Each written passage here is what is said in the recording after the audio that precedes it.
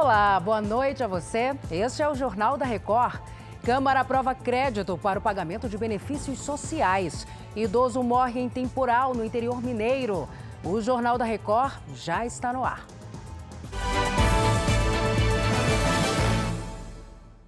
Oferecimento: cartões Bradesco, muito mais benefícios.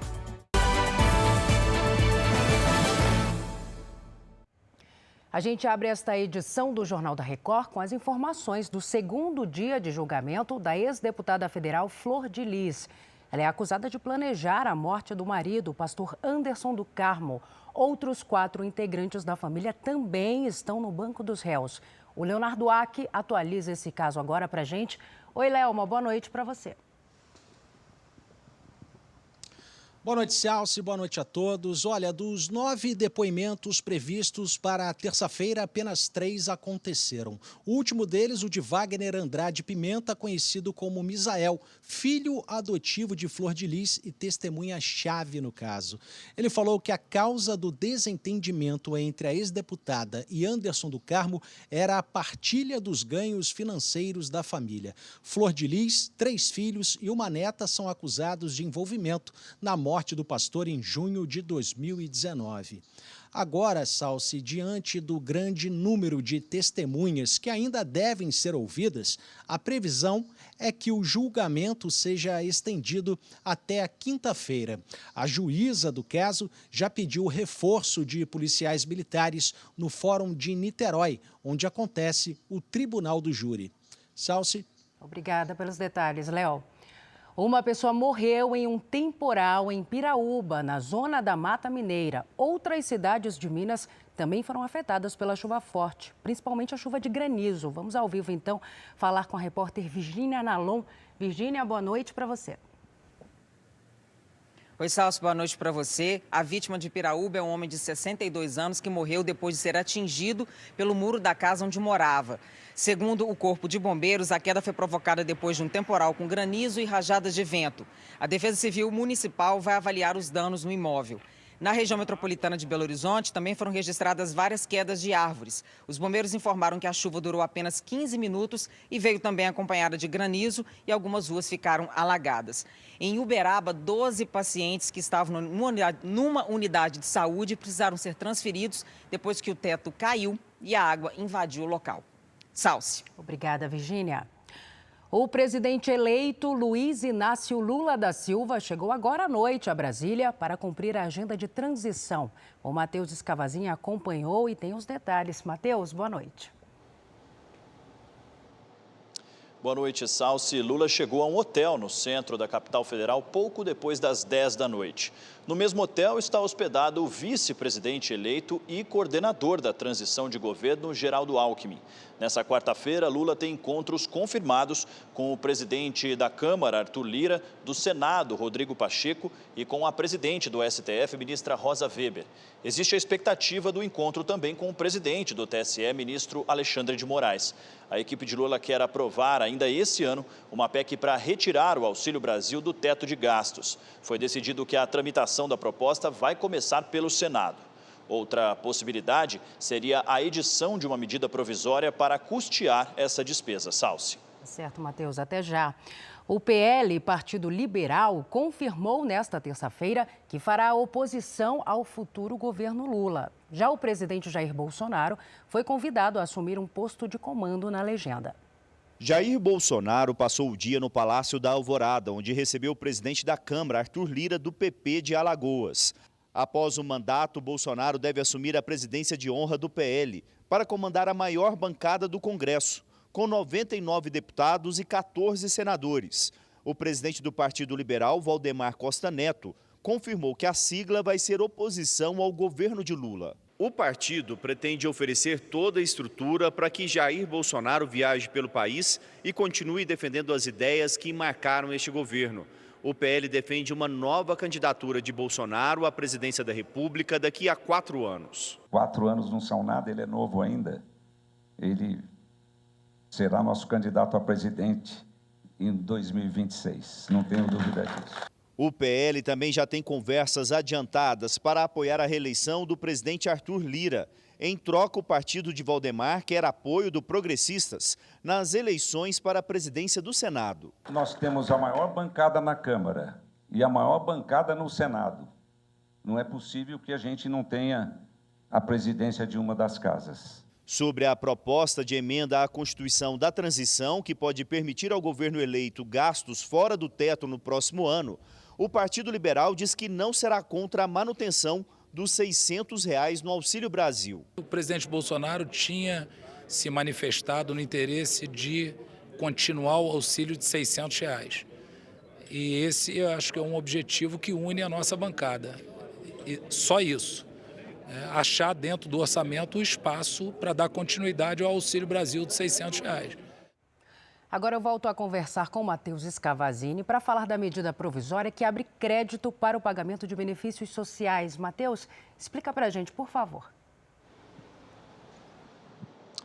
Salsi, o texto foi aprovado na Câmara sem modificações e agora segue para a análise do Senado.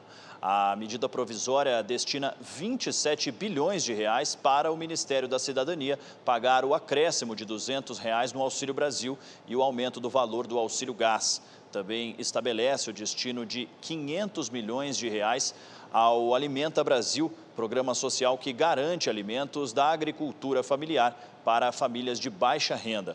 A Câmara também aprovou a medida provisória que amplia de 12 para 14 anos a vigência do Plano Nacional de Cultura e projeto que institui o Código de Defesa do Contribuinte. O código estabelece direitos e deveres em relação aos órgãos do governo que fazem a arrecadação de impostos. Esses dois textos também vão para a análise do Senado. Salsi. Tá certo, Matheus. Obrigada. Uma boa noite para você.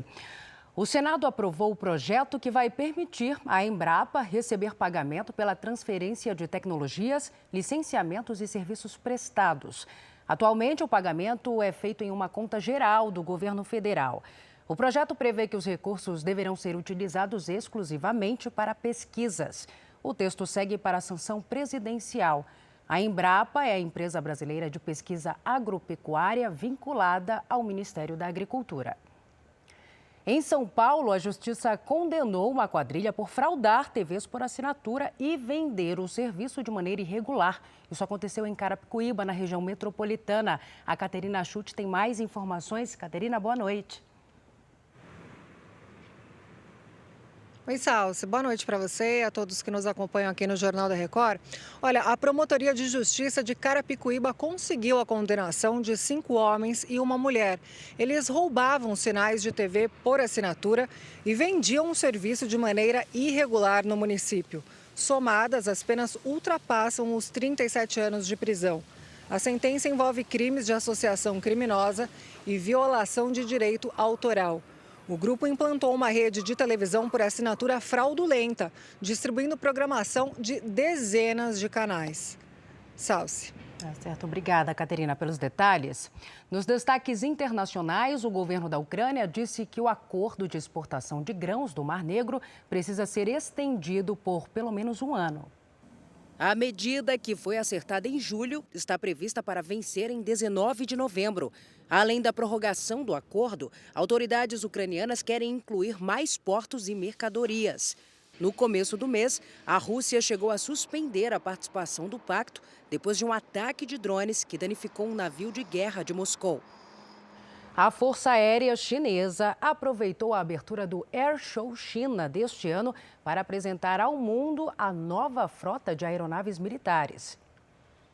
Os novos caças que foram fabricados no país deixaram o céu da cidade de Zhuhai colorido. As aeronaves podem atingir uma velocidade de mais de 2.000 km por hora. A China tem ao menos 200 desses jatos. A apresentação acontece em um momento de tensão com a ilha de Taiwan.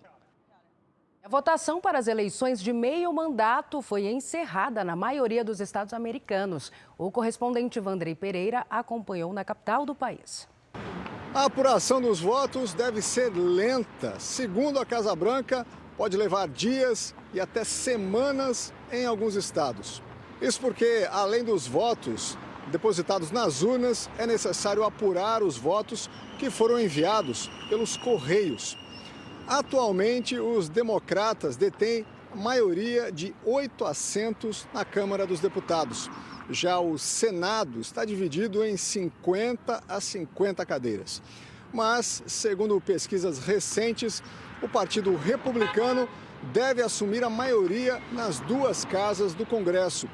Um dos principais motivos é a insatisfação com o atual governo democrata para lidar com a pior inflação dos últimos 40 anos no país. Bem, além de decidir o futuro do Congresso americano, os eleitores vão escolher governadores de 36 estados.